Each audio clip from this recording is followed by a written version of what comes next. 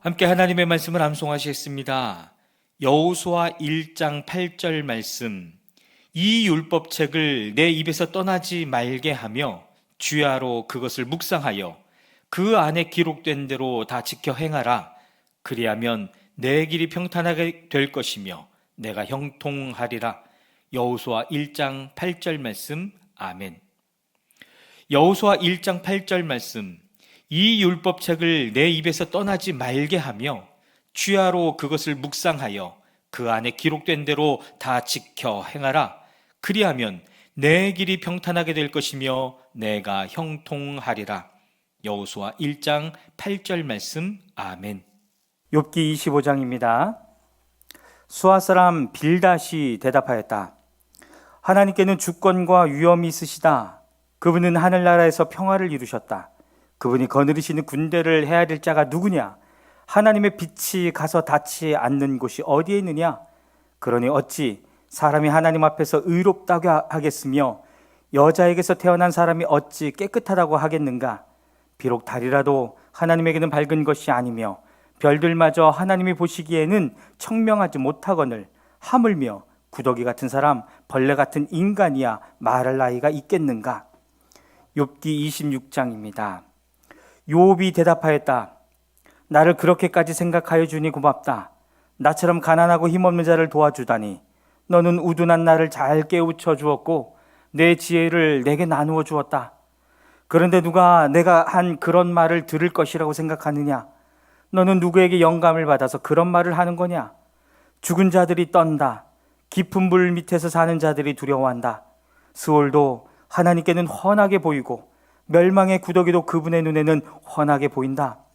하나님이 북쪽 하늘을 허공에 펼쳐 놓으시고 이 땅덩이를 빈 곳에 매달아 놓으셨다. 구름 속에 물을 채우시고 물이 구름 밑으로 터져나오지 못하게 막고 계시는 분이 바로 하나님이시다. 하나님은 보름달을 구름 뒤에 숨기신다. 물 위에 수평선을 만드시고 빛과 어둠을 나누신다.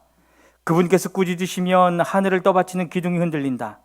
능력으로 바다를 정복하시며 지혜로 라합을 쳐부순다. 그분의 콧김에 하늘이 맑게 개며 그분의 손은 도망치는 바다 괴물을 찔러 죽인다. 그러나 이런 것들은 그분이 하시는 일의 일부에 지나지 않고 우리가 그분에게서 듣는 것도 갸냘픈 속삭임에 지나지 않는다.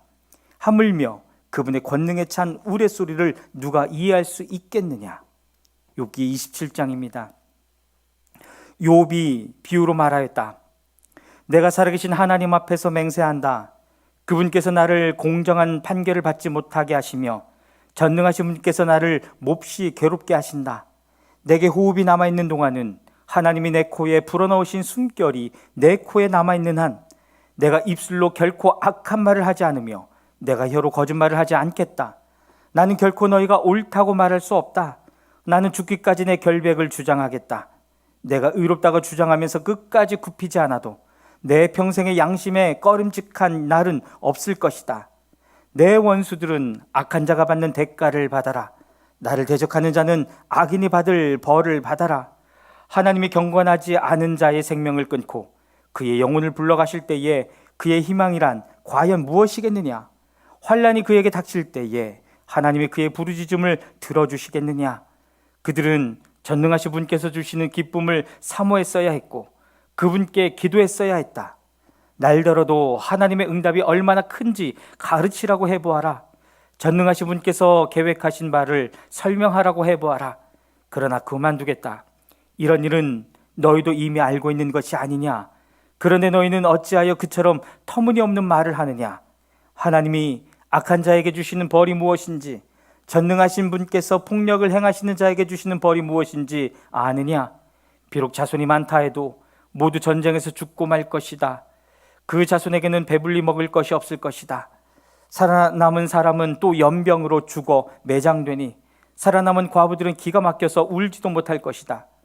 돈을 셀 수도 없이 긁어모으고 옷을 산더미처럼 쌓아놓아도 엉뚱하게도 의로운 사람이 그 옷을 입으며 정직한 사람이 그 돈더미를 차지할 것이다. 악한 자들이 지은 집은 거미집과 같고 밭을 지키는 일꾼의 움막과 같다.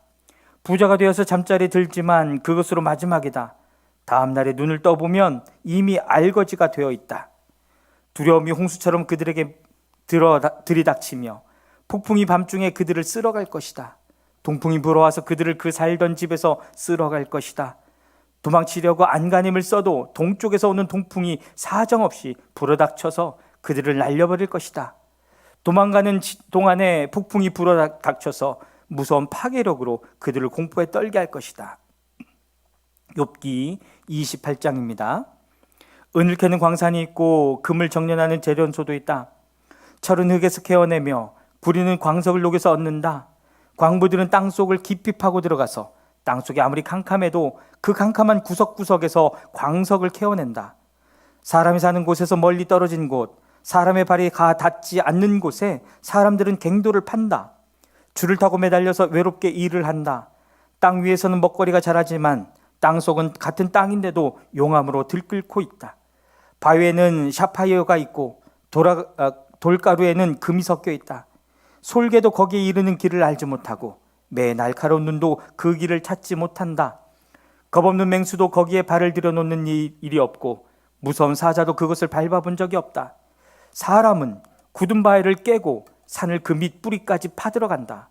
바위에 굴을 뚫어서 각종 진귀한 보물을 찾아낸다. 강의 근원을 찾아내고 땅에 감추어진 온갖 보화를 들추어낸다. 그러나 지혜는 어디에서 얻으며 슬기가 있는 곳은 어디인가?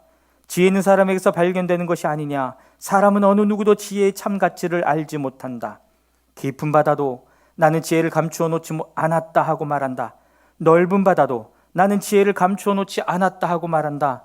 지혜는 금을 주고 살 수 없고 은으로도 그 값을 치를 수 없다. 지혜는 오빌의 금이나 값진 루비나 사파이어로도 그 값을 치를 수 없다.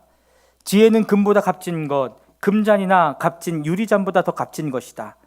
지혜의 값은 산호보다 수정보다 비싸다.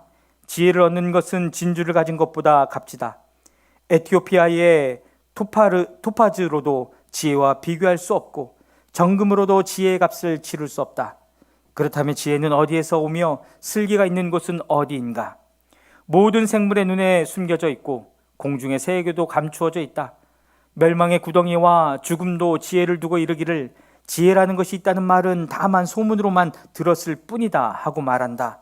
그러나 하나님은 지혜가 있는 곳에 이르는 길을 아신다. 그분만이 지혜가 있는 곳을 아신다.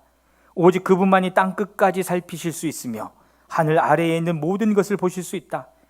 그분께서 저울로 바람의 강약을 달아보시던 그때에, 물의 분량을 달아보시던 그때에, 비가 내리는 규칙을 세우시던 그때에, 천둥 번개가 치는 길을 정하시던 그때에, 바로 그때에 그분께서 지혜를 보시고 지혜를 칭찬하시고 지혜를 튼튼하게 세우시고 지혜를 시험해 보셨다. 그런 다음에 하나님은 사람에게 말씀하셨다. 주님을 경외하는 것이 지혜요 악을 멀리하는 것이 슬기다. 아멘.